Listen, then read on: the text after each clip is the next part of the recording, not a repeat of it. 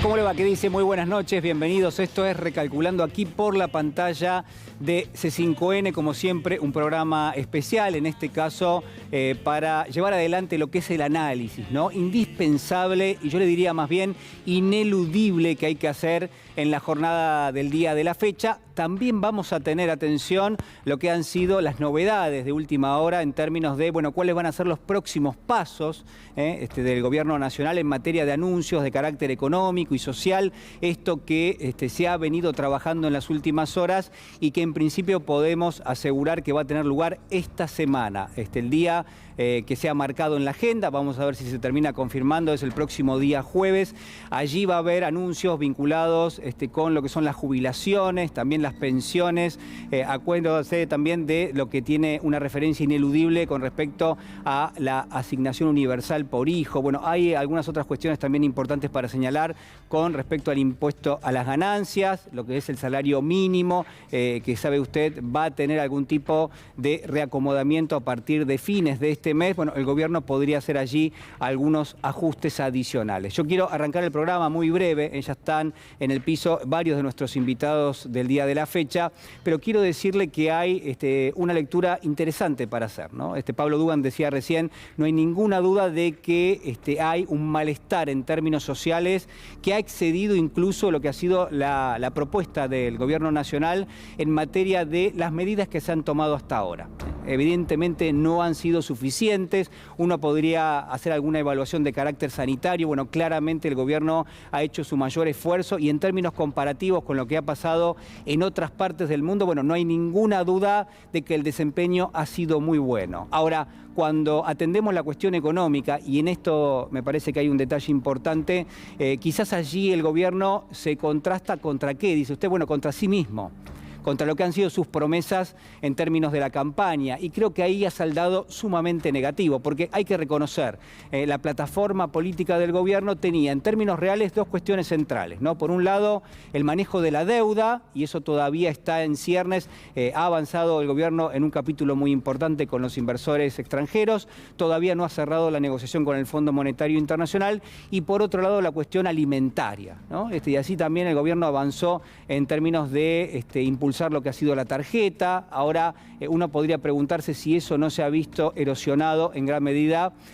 por cuestiones vinculadas obviamente con la inflación. Ahora yo le decía, el gobierno se contrasta contra sí mismo, ¿en qué sentido? Bueno, en que también hay un carácter de promesa simbólica que implica y que implicó siempre el Frente de Todos, ¿no? Porque cuando se lo votó al Frente de Todos se confió no solamente en aquello que prometía en forma inmediata, esto era atender estas dos cuestiones que le estoy mencionando, sino también se proyectaba en términos generales ese capital simbólico que tiene el peronismo, que tiene el kirchnerismo, que es atender a los sectores más rezagados, más postergados de la sociedad, aquellos que históricamente en la pulseada entre el capital y el trabajo han cedido en las últimas décadas en la República Argentina. Y creo que eso todavía sigue sumamente pendiente. Se confirma, con esto cierro, se confirma eso que de alguna forma venía siendo eje de nuestro programa ya en las últimas semanas, y es que si bien hay una recuperación de carácter económico, macroeconómico, yo le diría, bueno, eso no llegó en ningún momento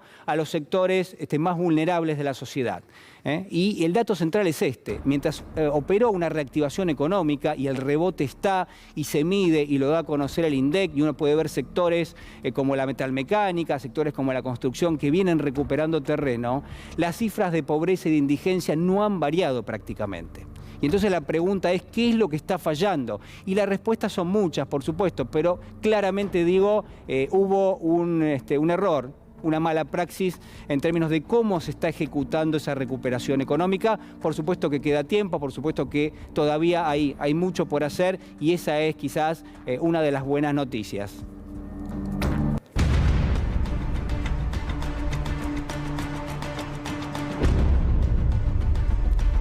Bueno, ya está Nicolás del Caño en nuestros estudios, así que en instantes los vamos a estar entrevistando. En este momento tenemos una comunicación con Pablo Micheli, referente de la CTA, quien hoy subió un posteo muy interesante que quiero compartir con ustedes primero, para que lo para que lo analicemos juntos, ¿no? Qué bronca tengo, dice Pablo Micheli, tanto pelear para sacar a la derecha del gobierno y en 2 años nos ganan de nuevo. Hay que aumentar salarios y jubilaciones y no tanto pago al Fondo Monetario. Escuchen, compañeros, por favor.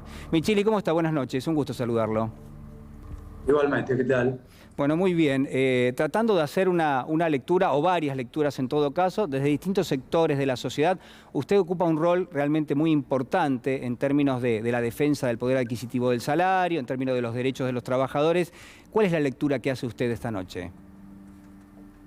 Y la verdad, de mucha preocupación, tal cual lo expresé, Sí. así de manera muy emocional, tal vez subjetiva, Sí. en mi cuenta de Twitter, pero lo cierto es lo que sentí, esa impotencia en el día de anoche, cuando empecé a conocer los resultados.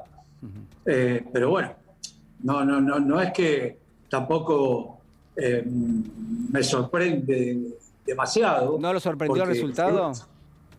y no en la magnitud de lo que puede haberle sorprendido tal vez al gobierno, porque bueno, tengo una relación permanente con mis compañeros de todo el país y particularmente en la provincia de Buenos Aires, y la sensación que existe es de que bueno, las cosas no están bien, y se lo hemos hecho saber y dado oportunidades a todos funcionarios con los cuales hemos tenido la oportunidad de poder cruzarnos, de poder hablar, de poder juntarnos.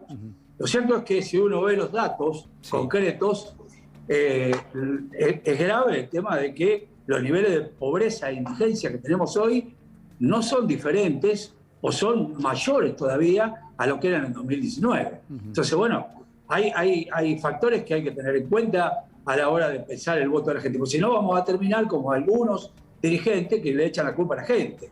La gente se derechizó, entonces la gente vota cualquier cosa porque tiene pajaritos en la cabeza o piensa cualquier cosa. Y en realidad sí, acá hay un factor fundamental que es primero el económico, que ha jugado un papel determinante. Hay un factor político que tiene que ver con la falta de respuesta de los dirigentes que están en el gobierno, no digo todos, pero su gran mayoría, en particular los ministros, a los problemas más importantes. Sí, tenemos altísimos niveles de precariedad, tenemos altísimos niveles de informalidad. Sí, hay un sector de la clase trabajadora en la Argentina que está padeciendo una reforma laboral sin que se haya aplicado, sin que se haya determinado, sin que se haya convertido en ley. Sí. Porque bueno, viven de la precariedad laboral, viven con el trabajo en negro, cobrando salarios muy bajos, no les alcanza. Entonces, bueno, hay un problema grave que no es escuchado por quienes están gobernando. Y eso nos costó a nosotros muchísimo, mucha pelea, haber logrado que el neoliberalismo pierda las elecciones en 2019. Y entonces, bueno, siento una bronca particular por esa cuestión. Ustedes saben perfectamente cuánto estuvimos en la calle durante los 4 años de Macri y lo que nos costó derrotar esas políticas. En esa unidad que construimos con Palazzo, Moyano, Boyacki, con los compañeros y compañeras y los miles y miles de compañeros trabajadores y compañeras trabajadoras y de pequeños productores, pequeñas empresas, pequeños comerciantes que nos movilizamos en torno de la cultura para que se terminara esa política del neoliberalismo y no pasara más el ajuste. Y bueno, nos encontramos ahora que después de todo eso, con un gobierno peronista, un gobierno que podemos decir nuestro, que peleamos para que esté, tenemos estos inconvenientes. Bueno, eso le iba a preguntar, ¿no? ¿Usted se siente parte del gobierno? ¿Se siente cercano a las políticas que está llevando adelante el gobierno? ¿O hay un error en términos de ejecución directamente de esas políticas? No, yo no soy parte porque no soy integrante del gobierno. Sí siento que este gobierno me identifica más políticamente que cualquier otro que ha pasado en los últimos tiempos, desde Cristina, bueno, sí, comparado con el de Macri, completamente. Entonces, y peleamos para que esté el gobierno. Entonces, bueno, lo lógico es que también tenemos derecho a criticar las cosas y no lo hacemos ahora después de un resultado electoral. Si ustedes ven mis declaraciones de los últimos 2 años, vengo planteando, por ejemplo, fue un error sacar el IFE, sacar los ATP, es un error pagar al Fondo Monetario Internacional en las condiciones que estamos. Tenemos un vencimiento ahora, creo que en diciembre o en noviembre, de 1.800 millones de dólares. Si la Argentina paga eso, ¿cómo va a ser para afrontar el tema de terminar con la pobreza en la Argentina, de terminar con el tema de la indigencia, de resolver el problema de los jubilados que están ganando una jubilación muy baja, muy pobre? Los salarios están muy por debajo de lo que es la carrera inflacionaria y el brutal aumento de precios sistemático que se vive en nuestro país. Entonces, bueno, todas estas cosas, sí, obviamente no nos podemos callar. Quienes somos parte nos sentimos parte de una construcción nacional y popular, no de un gobierno, porque yo no tengo ni voz ni voto dentro del gobierno. Lo que pedimos es que nos escuchen, que tengan en cuenta que no sea en vano todo lo que peleamos para que haya un gobierno penalista. Nuevamente. Micheli, ¿por qué? La verdad que le agradezco mucho la entrevista porque muestra una posición muy fuerte con respecto al propio gobierno, ¿no? Usted dice, bueno, el gobierno tiene políticas que son cercanas o que sentimos cercanas, pero al mismo tiempo la realidad de los trabajadores no ha cambiado. Y uno podría pensar que eso se plasmó bastante bien ayer en la elección, ¿no? En estas PASO. Toda vez que lo que se ve es que hay un cierto malestar que ha podido canalizarse a través de distintas alternativas electorales, pero donde claramente ha sido un voto castigo para el gobierno nacional. ¿Usted cree que el gobierno está a tiempo de poner en marcha un plan distinto, de poner en marcha políticas que realmente hagan que los trabajadores, los sectores más postergados tengan una recuperación en términos del poder adquisitivo del salario? Sí, yo creo que sí, que el gobierno tiene las herramientas. ¿Y qué es lo que hay que hacer? Tomar la decisión política. ¿Pero qué es lo que hay que ¿Cómo? hacer? ¿Qué es lo que tiene que hacer el gobierno en este momento? Bueno, el gobierno lo que tiene que hacer es tener una estrategia de control social del sistema de formación de precios. Primera cuestión. Tienen que tener una estrategia de control social. Si no, te sube la carne todos los días, te sube el arroz, te sube la polenta, te sube la harina, es un desastre. Entonces, de alguna manera tiene que parar eso, porque ¿de qué nos sirve el 45% de aumento del salario en 3, 4 cuotas y después terminamos pagando las cosas? Tiene que tratar de resolver, transformar el tema de los planes, de la ayuda social que se da en trabajo genuino. No hay recuperación económica si no hay salarios dignos y jubilaciones dignas. Si no hay un aumento inmediatamente para llevar las jubilaciones que pasen el umbral de la pobreza. No se puede resolver una economía eficaz, exitosa, de felicidad para el pueblo argentino en estas condiciones. Entonces digo, me parece que la primera cuestión es mejorar la cuestión económica. La segunda cuestión, que yo decía que eran 3 elementos, uno el económico, el otro el político. ¿Dónde estaban los ministros en la campaña electoral? ¿Dónde estaban los candidatos? Excepto Victoria Tolosa Paz, que la vi, que andaba por todos lados, inclusive arriba del tren, o el propio Leandro Santoro en la capital federal. Después no se veía mucho a los candidatos. La gente ni sabía quién era el tercer o cuarto diputado en la lista de diputados en la provincia de Buenos Aires. Seamos realistas. Entonces, toda esta la presencia de los militantes, de los que tienen que ir a poner la cara para explicarle a la gente por qué había que votar. Y después, la tercera cuestión es un problema cultural, que es mucho más ideológico, mucho más profundo, y que realmente tiene que ver con un contexto internacional complicado, donde la derecha avanza en todas partes.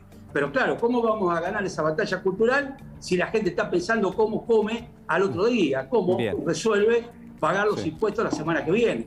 Primero hay que resolver eso, para después ver cómo derrotamos al neoliberalismo y este avance de la ultraderecha a manos de un personaje como Milei, cómo paramos eso con política, pero primero ayudando a la gente a que pueda comer. Bueno, importantes las definiciones, Micheli. Le agradezco muchísimo este contacto con nosotros esta noche. Gracias a usted, Julián. Muchísimas gracias. Bueno, ahí estaba Pablo Micheli con definiciones interesantes. Las vamos a seguir repasando a lo largo del programa. Señor director, no sé si me puede acompañar. Me voy porque ya lo tengo conmigo a Nicolás del Caño, candidato a diputado por la provincia de Buenos Aires por el Frente de Izquierda. Y, a ver, si hay una lista de ganadores y perdedores, Nicolás es ganador de lo que ha sido la elección en el día de ayer. Buenas noches, ¿cómo estás? ¿Qué tal? Buenas noches, Julián. Bueno, felicitaciones, muy buen resultado, tercera fuerza a nivel nacional, las primeras lecturas. Bueno, yo creo que esto de que la izquierda haya logrado ser tercera fuerza a nivel nacional y en la provincia de Buenos Aires, es un mensaje muy claro. Digo, me parece que la elección tiene, uno de los datos es este, ¿no? Sectores de trabajadores, de trabajadoras, de jóvenes que acompañan tradicionalmente a la izquierda, pero también sectores descontentos con el gobierno del Frente de Todos. Vos lo marcabas recién y lo que decía, algunas cosas que decía Pablo Micheli, que son ciertas. Digo, recordemos la campaña de Alberto Fernández, centrada en decir que primero serán los últimos, es decir, que los sectores más vulnerables iban a ser la prioridad de su gobierno. Sí, y no pasó hasta ahora. Eso no pasó, digo, las jubilaciones están en niveles de indigencia, el salario mínimo también. Bueno, hay que mencionar la pandemia, ¿no? La pandemia nosotros recién, ¿no? Obviamente reconocer que genera dificultades, pero sin embargo, digo, no se tomaron las medidas adecuadas. Se eliminó el IFE, por ejemplo, este año, el año pasado fue insuficiente. Sí. Digo, muchas medidas. Por ejemplo... Ustedes habían dicho que había que dejar el IFE, ¿no? Nosotros habíamos planteado que debía ser mayor, inclusive como medida de emergencia, ¿no? En esta campaña hicimos hincapié en una propuesta muy clara, sí, que es la reducción de la jornada laboral y el reparto de las horas de trabajo entre ocupados y desocupados, sin afectar el salario, obviamente, para combatir la desocupación, es decir, generar empleo genuino, sí, y también la precarización laboral, porque entre los sectores de los jóvenes precarizados que hacen jornada de 10, 12 horas por día, por salarios que son una miseria realmente, sí, esta propuesta caló muy hondo, y también en las grandes empresas, en muchos lugares de trabajo, donde esta idea se empezó a discutir, se empezó a debatir. Es decir, ¿por qué si estos grandes empresarios se la llevan en pala, somos nosotros a los que nos pasaron la factura de la pandemia, digámoslo así? Micheli recién decía, una reforma laboral de hecho, porque estos sectores ya están flexibilizados. Sí. Entonces nosotros lo que planteamos es que esos trabajadores, esas trabajadoras informales y demás tengan derechos, ¿no? Y yo creo que si uno ve la elección en la provincia de Buenos Aires, Guernica, por ejemplo, partido presidente Perón, donde el Frente Izquierda en la categoría de concejales hace una elección de 8 o 9 puntos. Bueno, tiene que ver con el apoyo que nosotros hicimos a esas familias humildes que reclamaron por tierra, mientras el gobierno, al que muchos habían apostado, le pasaba la topadora con 4.000 policías al mando de Bernie que envió Kicillof. Fíjate lo que pasa en lugares del conurbano bonaerense como Merlo, donde también cerca de 9 puntos, o en La Matanza con una muy buena elección, en José Cepaz, en Berazategui, en Almirante Brown, en Florencio Varela. Es decir, el Frente Izquierda ha hecho una muy buena elección, y en esos sectores populares, de los más castigados por el gobierno de Macri, ¿no? Y que habían apostado al Frente de Todos, que están descontentos, vieron que el Frente de Izquierda no solamente tiene un planteo en una campaña electoral, sino que está respaldado por nuestra acción, nuestras diputadas, diputados y nuestra militancia, que estamos en cada una de las luchas del pueblo trabajador. Entonces, vos tenés elecciones destacadísimas y históricas, como la de nuestro compañero Alejandro Vilca en Jujuy. Sí. 23 puntos muy bien, y medio muy sacó en la elección muy interesante, aparte como dirigente. Jujuy, claro, un trabajador de la recolección de San Salvador, que es la cabeza de nuestra lista, pero también nuestra compañera Natalia Morales, Gastón Remy, o nuestros compañeros en Neuquén, con Raúl Godoy a la cabeza, que, déjame decirte, obrero de Sanón, y además fue la fuerza política del Frente Izquierda que estuvo con los trabajadores y trabajadoras de la salud, que mostraron un camino este año. Estuvieron cortando las rutas del petróleo 22 días, se autoconvocaron porque el sindicato de ATE había firmado un acuerdo de 12% de aumento para este año, cuando no habían tenido aumento en el 2020, y bueno, lograron un aumento del 53% después de una enorme alianza con la comunidad mapuche, con todos los sectores de trabajadores y la juventud de la ciudad de Neuquén, y bueno, Raúl Godoy y el Frente Izquierda estuvieron ahí. La enorme elección en Chubut, casi el 10%. ¿Cuál es la fuerza política que se opuso en las calles, junto al pueblo, a la mega minería? Lo mismo que en Mendoza, que también hicimos una buena elección, o en la ciudad de Buenos Aires, esta manija que le han dado grandes corporaciones a Milei. Bueno, hay varias cuestiones que, bueno, obviamente no son eje de la discusión en este momento, pero digo, hay cuestiones de carácter productivo que habría que plantear, ¿no? ¿Qué pasa con la minería? ¿Qué pasa con los movimientos ambientalistas cuando vos necesitas generar un proceso productivo en alguna zona? No quiero dejar de decir esto. Yo creo que estamos en el medio de lo que ha sido el impacto terrible que ha tenido la pandemia, y que lo que estamos viendo hoy a nuestro alrededor es fruto de esa profundización de la desigualdad. Es decir, ¿qué forma tiene? Tiene esta forma. Cuando muchas veces se habla, bueno, ¿cómo se da ese proceso de profundización de la desigualdad en una sociedad? Bueno, lo que tenemos hoy es parte de eso. Por ejemplo, que haya una reactivación económica y que eso nos llegue a los trabajadores. Es realmente muy curioso, porque uno no se imagina tener cifras de crecimiento de 6, 7 puntos como las que tiene la Argentina este año, porque aparte, si uno mira el cuadro social, uno dice, la Argentina está en recesión. Vos mirás los números del INDEC y la Argentina está creciendo a 7% anual. Vos decís, con los salarios pero ¿cómo, digamos? ¿Cómo puede ser? Cuarto año, mira, los salarios cayeron inclusive con respecto al 2019, que estaban en lo más bajo, y cayeron 21 puntos desde el 2015 y 4 puntos desde el 2019. Bueno, ahí hay una concentración de la riqueza muy fuerte, bueno, ¿no? Pero es decir, por eso, está Julián, creciendo, pero va a un lugar que no es... Exacto, el primer trimestre de este año, ¿no? El crecimiento de la economía hizo que se aumentara esa desigualdad, porque justamente se lo llevan los grandes grupos empresarios. La torta de lo que se reparte, el total, los trabajadores perdieron 5 puntos, estamos hablando de millones de personas, y los grandes empresarios aumentaron alrededor de 4 o 5 puntos de lo que se llevan de esa torta total, ¿no es cierto? Entonces,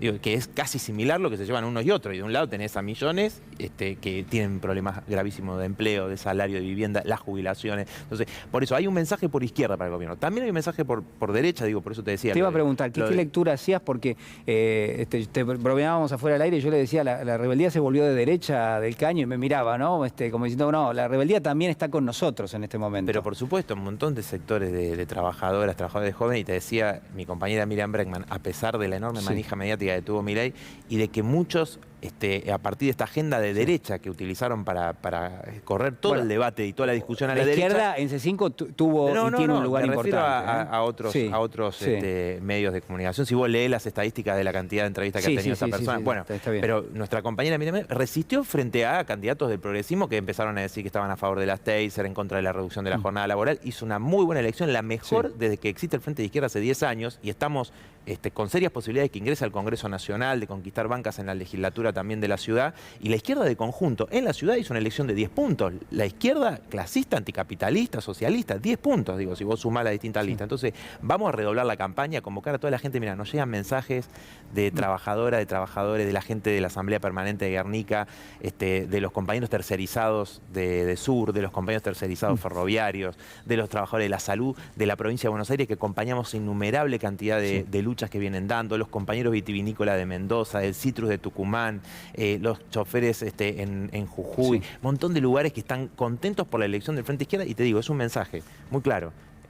No este pacto con el Fondo Monetario Internacional, seguir perjudicando a los sectores populares, sino, bueno, una perspectiva a favor de las grandes mayorías. Y el respaldo tiene que ver con esto también, ¿no? De que nosotros no hacemos una promesa de campaña que después, sino que lo que nosotros planteamos después lo sostenemos en los recintos una y en muy las buena calles. campaña, han tenido una excelente campaña, esperemos que así siga, porque todavía hay que seguir en carrera. No, por supuesto. Gracias, Nicolás. No, gracias. Muchísimas gracias. Señor director, Nicolás del Caño decía, no hay que cerrar con el Fondo Monetario. Ahora voy a hablar con alguien que me va a decir que sí, que hay que cerrar con el Fondo Monetario. Me desplazo acá en esta parte del estudio y ya lo tengo en comunicación hasta quien es un referente del mundo de las finanzas, alguien que conoce muy bien la Argentina, que conoce muy bien al frente de todos, como es Javier Timerman. Javier está en Manhattan en este momento, ustedes lo conocen, ha tenido una trayectoria y la tiene en el mundo financiero, ha trabajado en Wall Street, es el fundador de la firma AdCap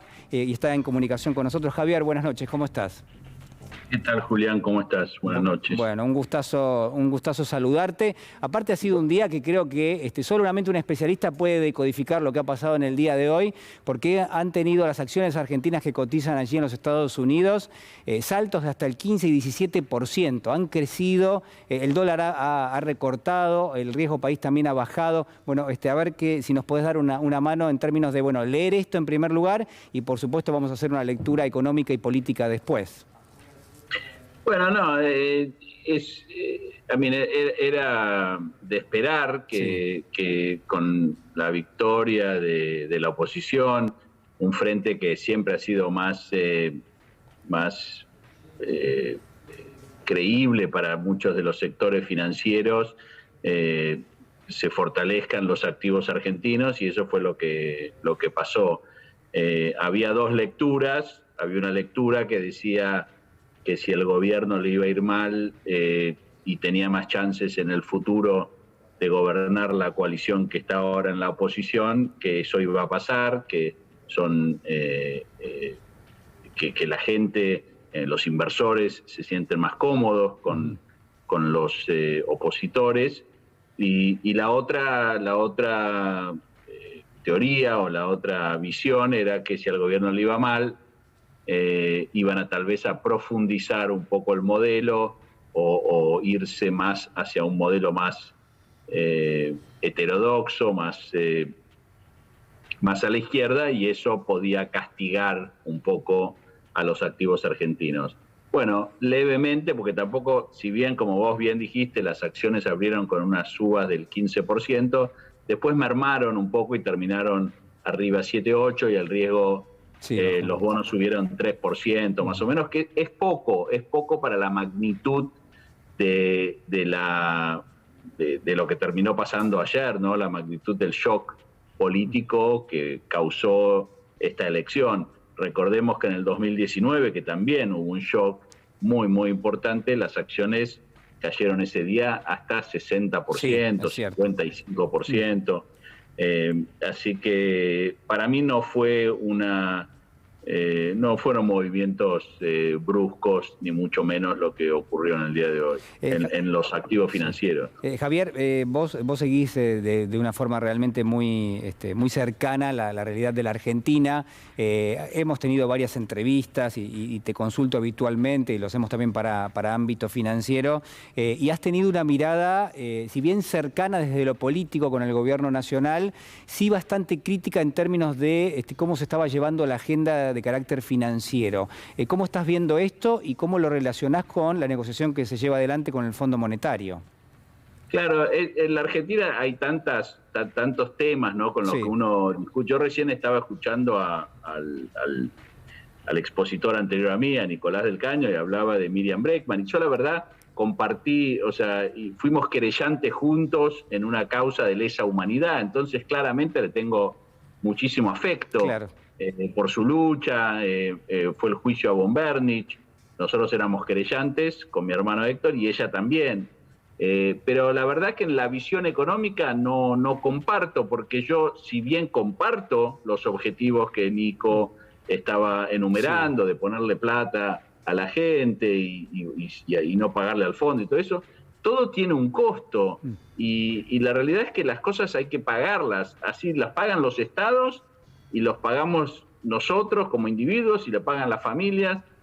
Entonces, muchas veces estas propuestas que se hacen de ponerle plata a la gente, si no lo haces como parte de un plan económico que tiene un principio y un fin, terminan costándote más y causando más daño del que vos querés subsanar. Y yo entiendo que en la Argentina, con 50% de pobreza, hay que solucionar el tema del hambre, hay que solucionar el tema del empleo, pero hay que hacerlo con un plan. Y creo que el Fondo Monetario es un ancla para poder discutir ese plan y para que ese plan también tenga más beneficios de los que habría si no habría un acuerdo con el fondo. Porque... para hacerlo simple, si nosotros rompemos con el fondo, como exageradamente mencionaba Del Caño, nuestros costos van a ser más altos, el financiamiento va a ser más alto, hay un montón de temas colaterales que también van a afectar cuánta plata vamos a poder ponerle a la gente, porque vivimos en un mundo global, vivimos en un mundo donde las cosas cuestan. Entonces, yo... creo que lo que el gobierno ahora debería hacer es decir exactamente lo que quiere hacer. Decir, este es nuestro plan, nosotros pensamos que tenemos que los próximos 2 años, 4 años, sino, aparte un gobierno hace planes no para el tiempo que le queda en el gobierno, sino hace planes. Y explicarle a la gente cuál es ese plan, cómo lo van a ejecutar y quién lo va a ejecutar, porque eso también es importante. Muy claro realmente, Javier. Creo que ojalá que te estén escuchando en el gobierno nacional y que te consulten, me parece importante, porque hoy había mucha expectativa con respecto a los anuncios, me parece que queda a mitad de camino, se supone que el jueves va a haber algunos anuncios, pero daría la sensación de que eso no está enmarcado en un plan económico, ¿no? Que es lo que vos estás reclamando. La verdad que te agradezco mucho y te mando un abrazo grande. Igualmente, y un abrazo a vos también. Un fuerte abrazo, que estés muy bien. Bueno, Javier Timerman allí, con una definición importante. Se la voy a consultar, a ver cómo puede llegar a impactar esto a Artemio López, que está con nosotros. Perdón, le señalo al señor director, porque para no cambiarle rápido la cámara, pero ya está, ya me vengo rápido. Artemio, ¿cómo estás? Buenas noches. ¿Qué tal, Julián? Bueno, vos me podrías decir, yo te avisé y vos no me escuchaste, pero yo te escuché en su momento. Yo también te escuché a vos, pero tampoco vale la pena mucho. A ver, ¿cómo estás analizando esto? ¿Por dónde arrancamos? ¿Arrancamos por el tema del salario? Multifactorial. Bueno, yo creo que las condiciones materiales de existencia siguen determinando también la orientación del voto. Un poco lo que señaló Cristina en el Maradona antes de la pandemia, de que hay que alinear jubilaciones, pensiones, salarios precios Sí. y tarifas. Se desalineó. Yo creo que eso efectivamente, por múltiples causas. Yo no desconozco el tema de la pandemia. Eso hay que ponerlo en el centro de la discusión. Me parece muy inadecuado y además de poca honestidad intelectual no reconocer que la pandemia complicó todo. Eso es así. Ahora, de todas maneras, el gobierno creo que tiene que orientar su análisis y su perspectiva política a futuro a observar que con estas condiciones de existencia normalmente no se pueden enfrentar elecciones. Con un salario, el más bajo en términos promedio del último lustro, con este patrón distributivo, que nosotros lo señalamos acá, es igual al 2002. El 4% para el 20% más pobre, el 50% para el 20% más rico. ¿De dónde se saca la plata? Bueno, hay que sacarle, entre otras cosas, a los que tienen, no me cabe ninguna duda. Hay que redistribuir la riqueza en Argentina urgentemente, no solo por una cuestión electoral, que yo creo que, bueno, es importante para los políticos, porque tiene que mejorar las condiciones de vida de esta sociedad. Hay condiciones de vida paupérrimas. Cambiemos partió el norte grande, intervino dentro del conurbano, los sectores medios y medios bajos le dieron su voto. Nada menos que a Cambiemos. Un gobierno que se encargó de destruir sistemáticamente las condiciones de vida de aquellos que, en parte, volvieron a confiar. ¿Ese electorado le dio su voto a Cambiemos o, en todo caso, eligió Cambiemos para castigar al gobierno? Y bueno. Vos decís, el castigo es tan importante que medio... Sí, puede ser que haya elegido para castigarlo. Bueno, pero, en términos reales, lo que sucede es que hace crecer una fuerza que, a mi juicio, va a profundizar el problema que quisieron resolver con ese voto, pero no importa, esa es mi opinión. Es un voto paradójico, decís vos. Es un voto paradójico, es un voto que efectivamente va a complicar todo, pero de todas maneras yo reconozco que así como este electorado le dio la chance a Alberto Fernández y fue legítimo, no es menos legítimo que hoy, efectivamente, cambie de perspectiva y decida castigar o darle su voto a la opción de Juntos por el Cambio.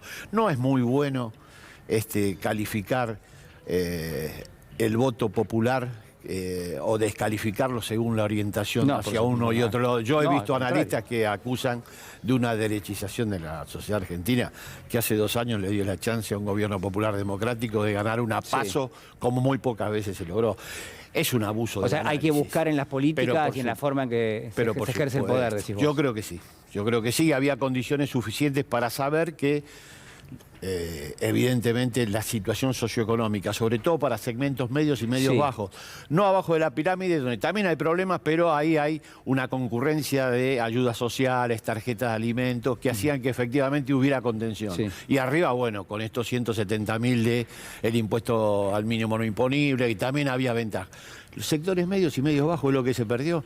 Y yo creo que ahí efectivamente el gobierno tiene que orientar las políticas para resolver, no sé si noviembre, es muy poco tiempo, pero no sé si se va a observar.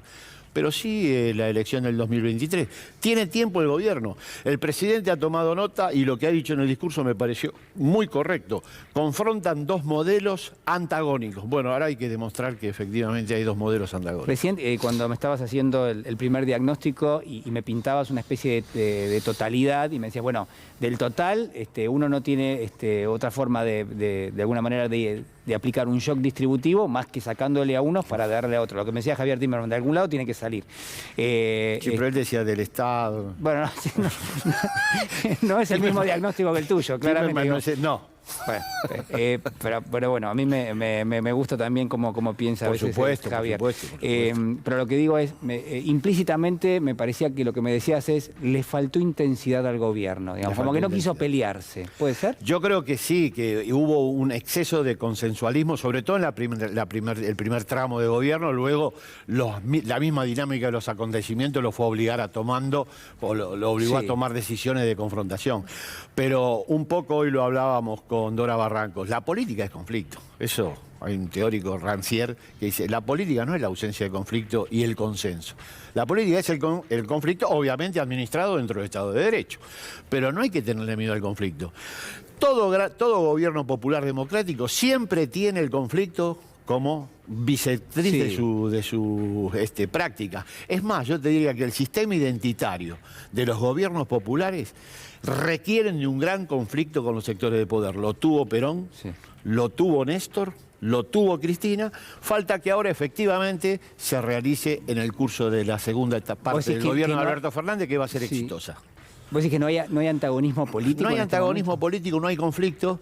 Cuando no hay conflicto y no hay antagonismo, se retira la política, pero sobre todo la política popular. Y digamos, a ver, hoy circulaban dos análisis potencialmente que se podían llegar a hacer. Uno era, bueno, a partir de ahora, de este diagnóstico, el gobierno va a girar a radicalizar sus políticas. Se va a volver más duro, le faltó intensidad, ahora es el momento de aplicarlas.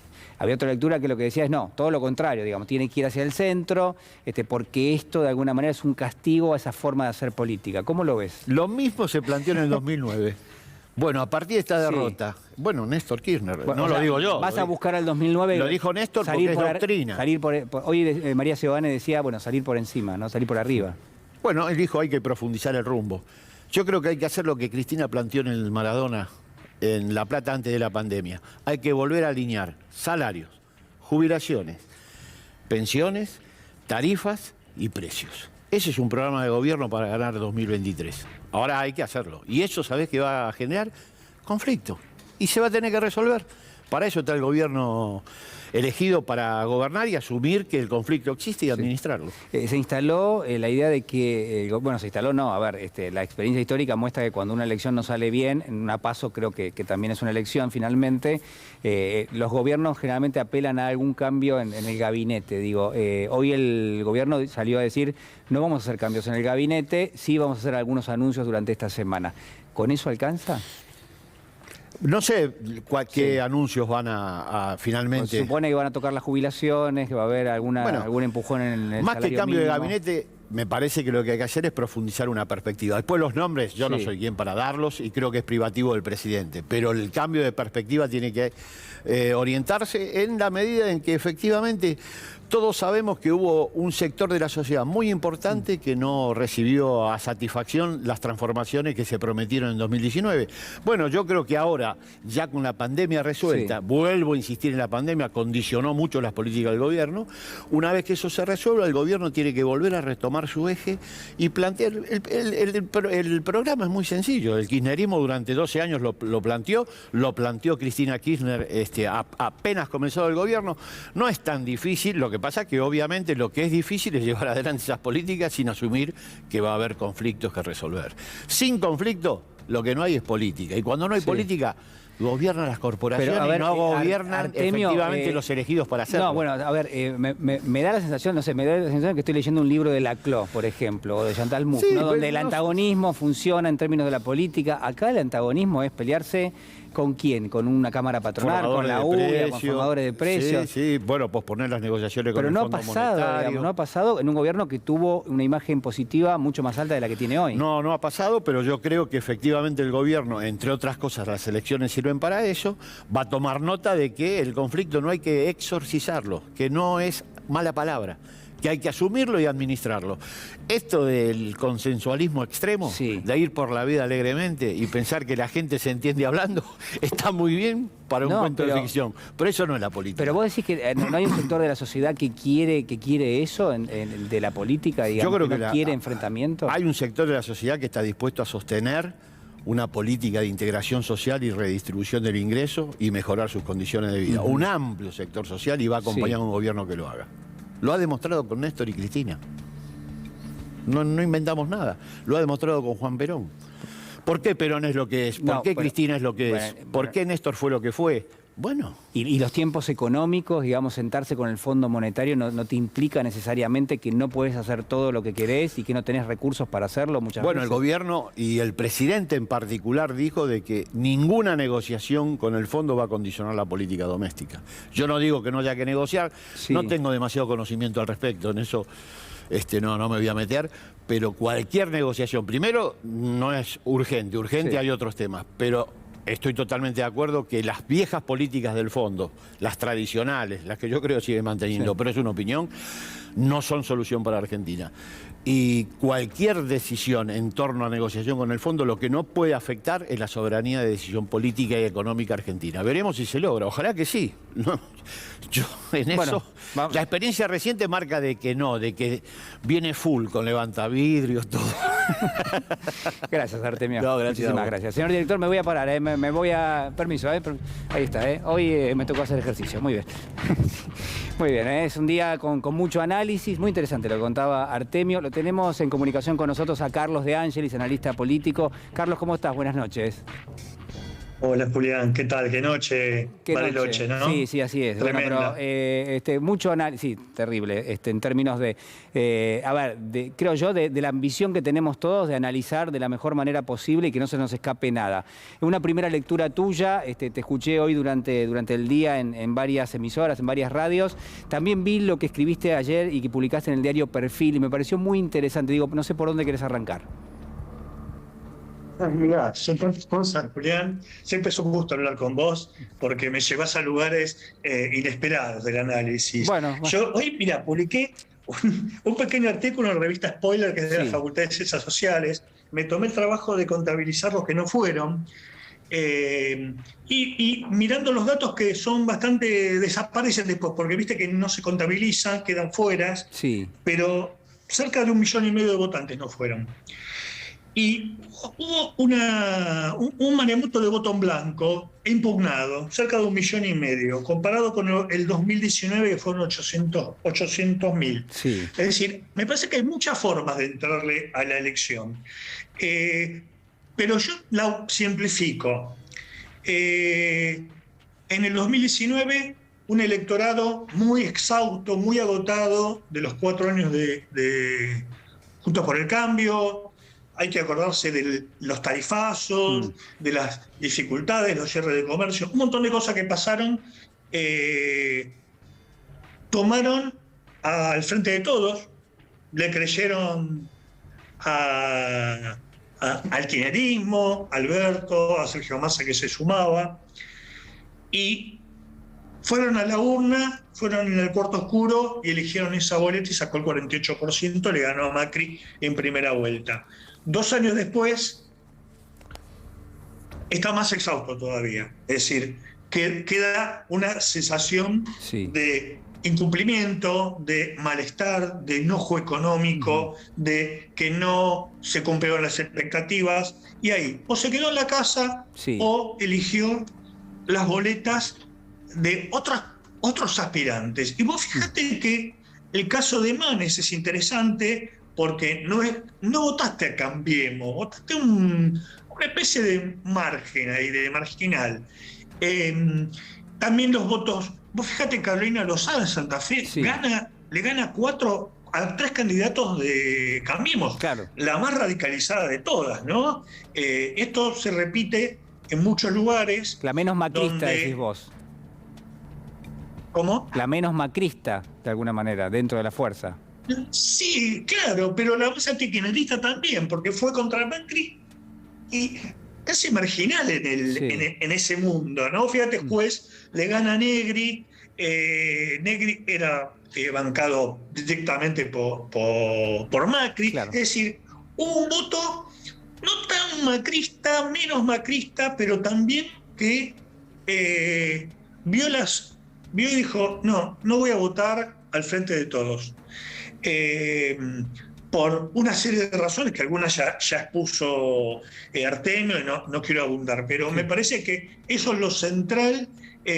También está el tema de la foto de Olivos, fue muy dolorosa para muchos votantes del propio Frente de Todos, el vacunatorio, es decir, hay una carga muy fuerte que se acumuló allá un electorado Sí. exhausto y de hecho Es decir, realmente el mapa Carlos, las es impresionante. las Julián. cuestiones simbólicas, ¿no? Esto que vos marcabas, el cumpleaños de Olivos, el vacunatorio VIP, ¿no? Que han golpeado mucho. La cuestión educativa, digo, ¿cómo la analizás? El gobierno, o hay en las familias la idea de que el gobierno podría haber manejado en la provincia de Buenos Aires, particularmente, y en algunos otros distritos del país, la cuestión educativa de otra manera? Sí. Mira, una de las políticas más interesantes del segundo gobierno de Cristina fue el Conectar Igualdad, que llegó a unos niveles, en algunos casos, entrevistando familias de bajos recursos, la familia usaba el dispositivo del chico. Y obviamente fue una de las primeras políticas que Macri eliminó. Pero, bueno, que venía a modernizar. Sí, Carlos, perdóname que te interrumpa, pero un poco el eje que yo te marcaba en términos educativos era con respecto a la pandemia, ¿no? Si durante la pandemia... Si hubiese puesto en marcha ese operativo de Conectar Igualdad nuevamente, el sistema educativo podría haber empezado a funcionar en forma virtual o con las burbujas. Es decir, hubo muchas idas y venidas ahí, ¿no? El ministro Trota se les dijo 50 veces y la sociedad estaba muy atenta a ver qué decía, ¿no? Vuelven, no vuelven. Pasaron con muchos otros elementos. La cuestión del monotributo. Podés hacer una lista de cosas que a veces no sabes si fue desidia, desinterés, falta de coordinación. Es decir, hay muchas cosas que por ahí ahora con el diario del lunes son fáciles de marcar, pero yo lo que marcaba en esa nota en perfil que vos decías, me parece que hay una formación social que está agotada en la Argentina. Es decir, cuando vos ves que el 50% de la población económicamente activa está en la economía informal, no tiene paritaria, salario, aguinaldo, no tiene nada de los beneficios del mundo formal, vos ves que esas personas no tienen destino y no ven destino. Y esto lleva a un desencanto profundo que va más allá de un gobierno puntual. Igual, de todas maneras, a ver, yo te quiero marcar esto, ¿no? Para mí se lee muy claro que el norte que adoptó este gobierno, en términos comparativos con respecto al gobierno anterior, bueno, claramente digo, está enfocado en donde tiene que ser enfocado, es decir, en tratar de integrar, que de alguna manera las decisiones estén puestas en integrar a millones de personas que estaban afuera del sistema. Ahora, realmente no se ha logrado, y quizás esto es lo que hay que marcar también. Bueno, si no se logró, ¿de qué forma se puede llevar adelante? No se puede esperar más tiempo. Una sociedad cuyo sector más vulnerable está por debajo de la línea de pobreza desde hace décadas. La verdad que es muy complejo, es muy complicado y afortunadamente, digo, la gente elige el voto para manifestar su malestar. Creo que eso hay que aplaudirlo, digamos, ineludiblemente. ¿Saben por qué? Porque hay una propuesta que es la antipolítica y porque la gente se manifestó a favor de la política ayer, independientemente de a quién votó, digamos. Dijo, bueno, me siento mal, no me gusta, no cumplieron con mis expectativas. La verdad, la pandemia me pegó muchísimo, no llego a fin de mes, tengo problemas y voy y pongo mi voto a contramano de lo que yo considero completamente que... de acuerdo. Bueno. Ahora, Julián, ¿vos te acordás cuando arrancó el IFE, que había que inscribirse en el ANSES? Alberto Fernández dijo en un momento, serán alrededor de 30 millones, y creo que una semana después dijo, wow, eran 9 millones las que nos pidieron el subsidio.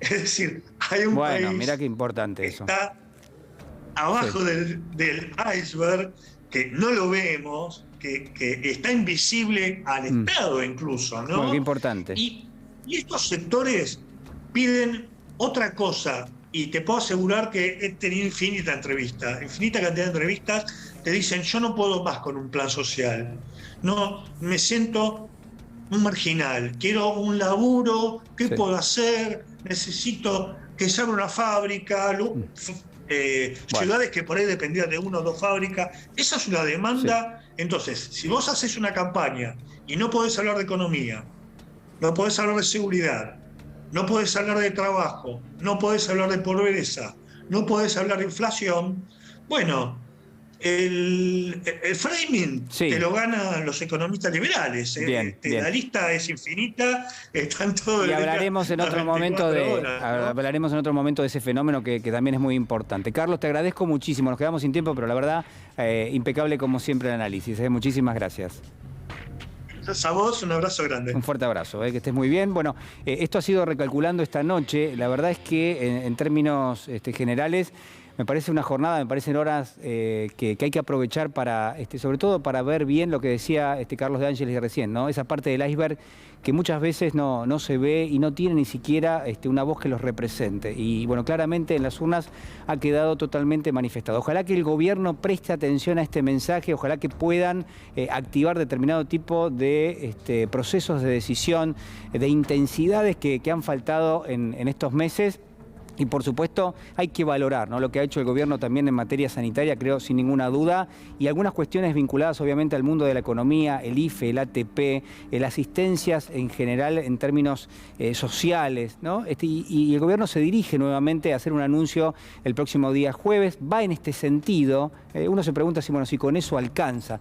Lo que no hay ninguna duda es que el plan económico que se ha puesto en marcha tiene falencias realmente muy importantes. La más importante de todas es que a pesar de que hay actividad, a pesar de que hay una reactivación muy fuerte en términos económicos, eso no está llegando a una parte muy importante de la ciudadanía. Y eso hay que pensarlo, a ver de qué forma se puede llegar creo, a solventar. Por ahora al menos no se ha podido y esto es realmente lo alarmante. Yo me despido de todos ustedes, nos reencontramos el próximo miércoles a las 23 horas. Cuídense. Chao.